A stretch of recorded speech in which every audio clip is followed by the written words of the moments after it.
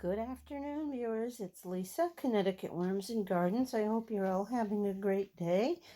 We're looking at the top of one of my two Worm Factory 360s, and this one contains the wild wigglers that I collected outside, Asenia Andre, not sure I pronounce it right. And the tray we're looking at right now just got added yesterday, and I came in just to take a peek. When I added the tray, I'm trying to adjust you here. When I added the tray, I didn't feed it. The tray beneath it, as you'll see in a minute, still has a lot of unfinished bedding and food, but it is so full of hatchlings and cocoons that I know it's going to expand in population rapidly. And I wanted the worms, either the hatchlings or the adults, to have a place to go. So I made up a batch of the bedding designed by Tom at vermibag.com. I wasn't able to age it as he does. However, I did add extra castings to it to inoculate the soil or to inoculate the bedding, since I wasn't able to store it. Because this bedding contains things like alfalfa meal, and I put some azomite, which is basically volcanic ash dust, very high in minerals. It kind of serves as a bedding as well as a food source. I let it be kind of dry, and what you can't see is, so this is the top empty tray, and then beneath this is the active tray, and on the very bottom there's another tray just like this, empty, with no food. And I added that yesterday as well, and I did that after watching Patrick at Vermicompost Learn by Doing, and he did it on his stacking worm system. I think he has the, oh my goodness, I can't remember the name of his setup. I'm going to have to go back and look, but it is the green version of the Worm Factory 360. Can't remember the name. And I asked him why he kept an empty tray on the bottom, and his answer made so much good sense to me. He said, I put the tray on the bottom just to let it sit there and become inoculated with, drippings and food blobs and maybe an occasional worm. And then when I'm ready to add another tray, I move it from the bottom. It's ready to, it's already inoculated, and it's great for the worms. And that was such a smart idea he had. I've decided to implement it myself. So I made up a batch of the bedding, and it is, again, courtesy of the recipe from Tom at vermibag.com. And after watching his two videos discussing the bedding, it seemed to me to be the best bedding I've seen so far anyway, and it's pretty easy to make. What I noticed this morning, I went in here just to check, and I'll show you, is that even though the bottom has quite a bit of food and bedding left, the worms are already coming up through. There's no food in here. It's just pure bedding, and I was surprised to see worms not just sticking their little heads through, but actually up and in this tray. And it's been about maybe 14 hours, and I'm sure now I've startled many of them. But for a brand new tray, normally it takes them a while of sort of peeking their head up from the bottom and checking it out, and before they actually climb through. It can be a couple of weeks. But these guys came through within a matter of, less than a day from adding it. And their active tray that you're going to see here momentarily, has a ton of bedding in it. So kudos, Tom, for this bedding recipe, and thank you very much for sharing it, because the fact that these worms came through into this bedding when they have so much food beneath to consume still means it's really good bedding, and I'm really looking forward to the outcome of what this will do for my worm population in general. So thank you to Tom of vermibag.com for the bedding recipe. And thank you to Patrick from Vermicompost Learn by Doing for explaining the benefits of adding a tray with only bedding to the bottom of a stacking system. So I'm going to take this off here. I'm going to suspect, okay, I'm going to see, oh, can I tip this up enough?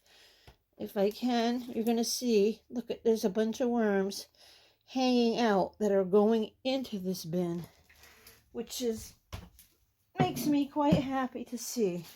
So I want to show you the contents of this lower bin. I'm going to lower the camera a little bit. Okay, we should be in a little bit better position. Here's a little guy just hanging out on the top. This is probably one of the ones that was about ready to go through into the higher bin. But what I wanted to point out or show is, well, for one, you can see how much unfinished bedding there is in this bed still. The worms could continue to live in this for quite some time if they wanted to. But as I said, there's a large number of little hatchlings and cocoons in here. And I know that this tray is going to get run overpopulated very, very soon. But I just want to show you the castings that they're producing in here. Let's see if I can make the light a little bit in our direction. It's got a very good consistency to it. It's got a very good moisture level to it. And the worms are doing very well. I know that somewhere in here there's something attracting them because there is a large population of worms in here, and I will find them. They're probably having some secret meeting somewhere that I don't know about, or some of them possibly went down to the tray below. You know, I wonder if that could have happened. We will check. I'm going to continue to dig and find where the worms are, because there is a lot of worms in here. Here's just a couple of them. This is certainly by no means the big population I'm talking about. But I'm just showing you how the worms look in general. You know, if they went down overnight, I'm going to be very surprised. Especially since this tray has, I don't know if you can see it, but this tray has cardboard on the bottom because this was the first tray in use since I set up my worm factory. It had been sitting unused for a long time in my basement. And when you set up the first tray, you're supposed to put sheets of newspaper or cardboard beneath it. Okay, somewhere in here, there's an awful lot of worms. This isn't it, but you can see there's a little fellow here. And if you look through the material, I'm going to hold it up. I'm sure you can see cocoons. My eyes aren't nearly as good as the camera lens. Actually, I see two right over here. And I see, I just saw a third one, but now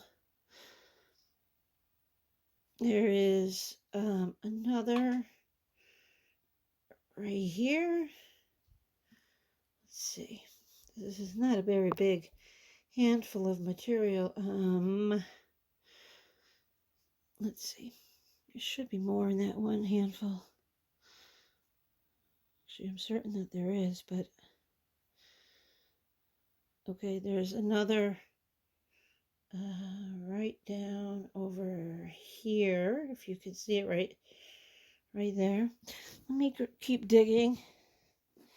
Let me dig and grab some more materials. There's a large number of worms somewhere, and if they went down, that's going to be bizarre to me, especially since there is cardboard at the bottom of this tray that they would have had to poke through.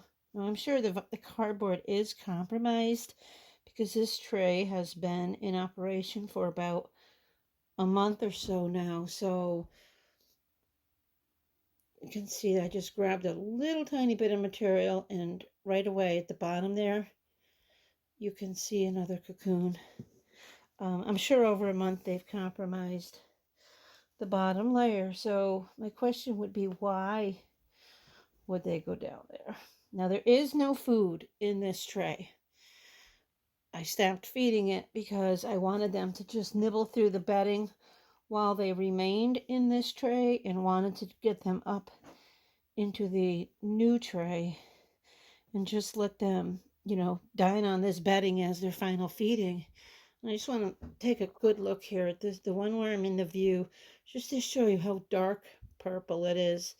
This variety of red wiggler. Please don't be shy, little worm. We're trying to show you. But this specimen or species, they're so colorful. They're so vibrant. Let me see if I can wipe a little bit of the yuck off it. That's not yuck. That's castings. That's wonderful. You can see the deep, I call them purple. It's probably not truly purple, but they look purple to my eyes. And you can see the casting quality of what they have done so far.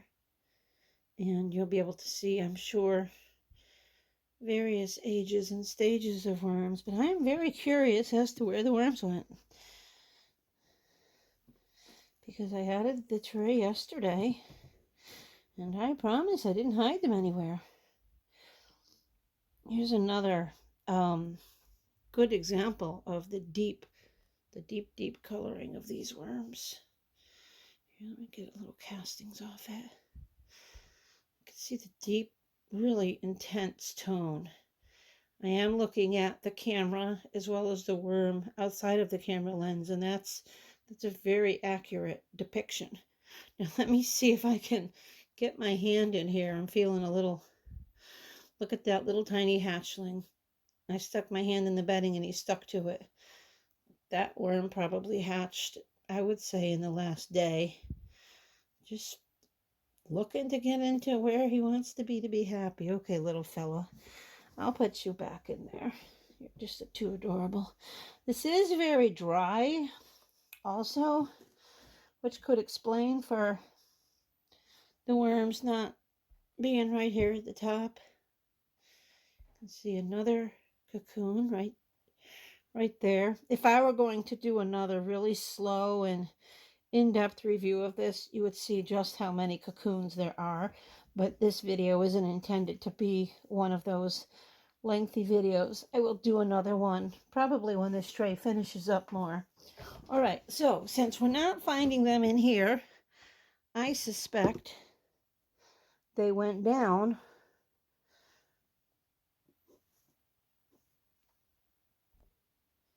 All right, I'm starting to find the worms. They are having a secret meeting. I did not get an invite to this. And what I've concluded is that there are some in the top tray. There are quite a few in this tray. And there are some in the bottom tray. And the reason they're not in a worm ball right now is because this tray hasn't been fed for quite some time. So they're dining only on the carbon at this point, and they're just really mass reproducing.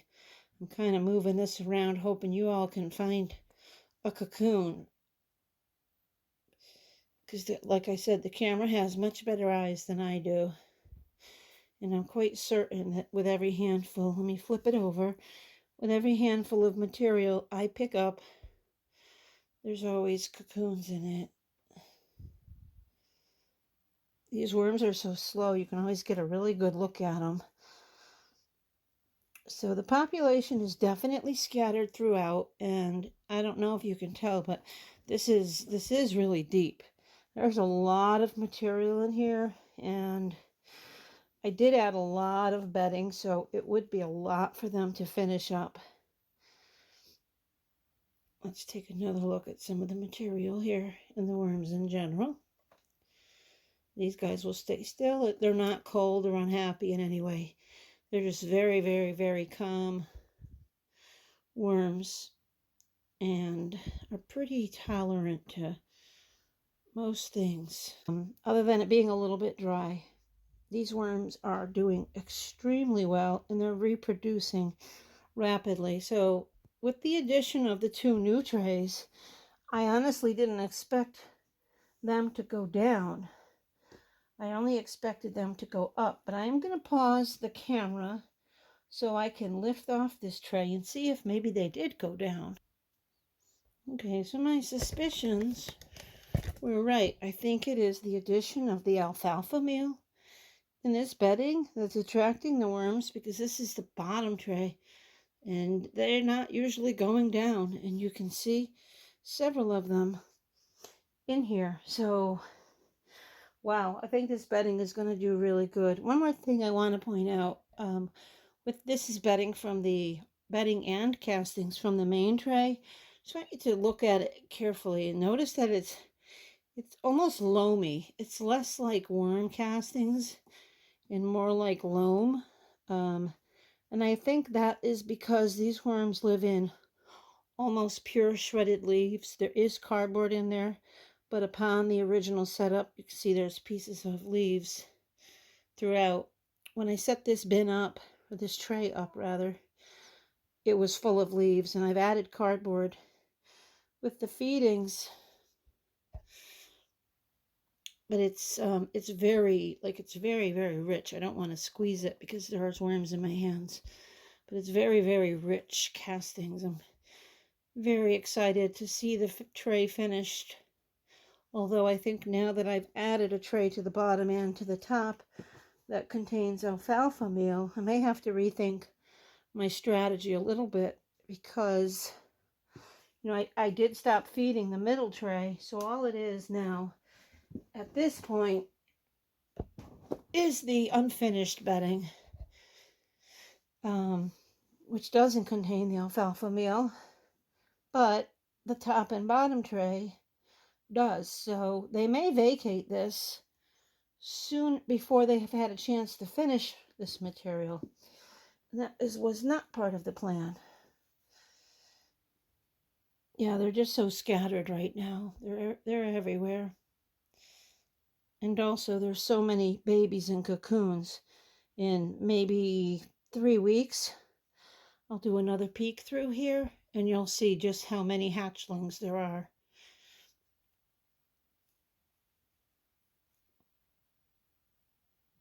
Okay, folks, well, that's all. I just wanted to give the update, and I also wanted to, say a thank you to Tom for, sharing his formula for his bedding. My results after one day tell me that it's going to be excellent for these worms. Look at the tiny, tiny, tiny hatchling.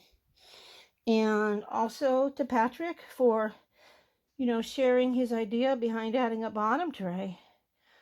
Just for the purpose of inoculating it. I think that's a great idea, one I hadn't thought of, and I'm very happy he shared that with me.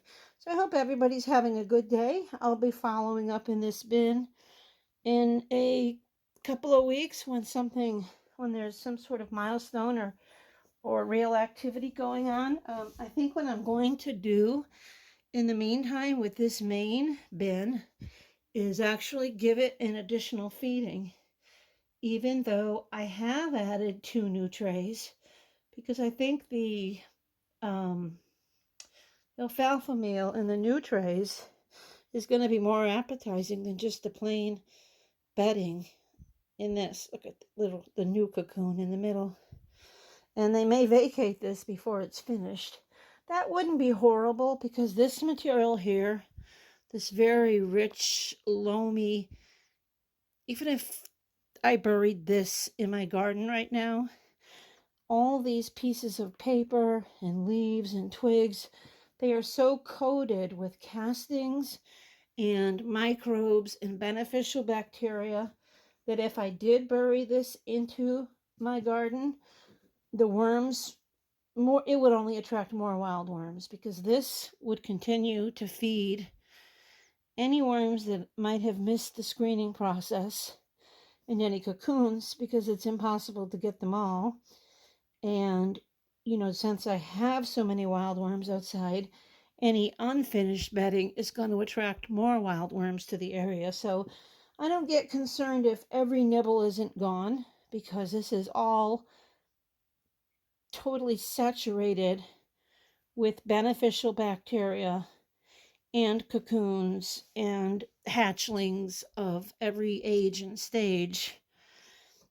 Let me try to bring up one more handful of material just so I can see, like, up in here, there's cocoons. Trying to look through the camera with you. You can see down over in the palm of my hand, there's a cocoon. Let me just pull off some. There's the next layer. I could see cocoons. Let me flip. I could see more cocoons.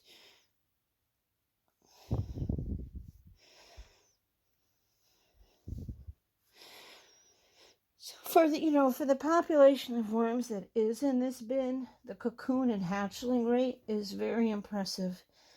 And it was only this, a couple of months ago, or I think it's only been 6 weeks, that I decided to bring in these wild worms and start them in here. And I'm really glad I did. And I'm excited about how well they're going to do inside. So I'll do an update again when there's something that needs an update. In the meantime, anybody, if you like this video, would you please leave a thumbs up? If you like my channel, please subscribe to it for future updates to this bin and the others that I have. And if you know someone that you think would enjoy my content, please share the video with them as well. Thank you everybody for watching. I truly appreciate the time you took to watch this, and I hope everybody has an amazing day and weekend ahead. As I was closing this bin up, I decided to peel back the cardboard that separates this tray from the tray below it, and stumbled upon where the worms are hiding. And in fact, I was right. It is a moisture issue because they're all hiding in between the layers of the cardboard. If you look at this, see how many, and that is just from one corner of this bin. And I'm not going to show you the whole thing all the way around, but that is where the worms are. It is definitely too dry in here in the cardboard. This is really, it holds the moisture. So they were between the layers just seeking out the moisture. So I'm going to go ahead and add moisture to all 3 layers of this bin. Finish removing this cardboard from the bottom of this layer and let the worms be active in all 3 trays. I mean, the more space they have, the more they're going to reproduce, and the more castings that they're going to create for my garden and plants. And that's what they're here to do. Okay, everybody, just wanted to add that little snippet that I found where they were hanging out, and now I know how to solve it.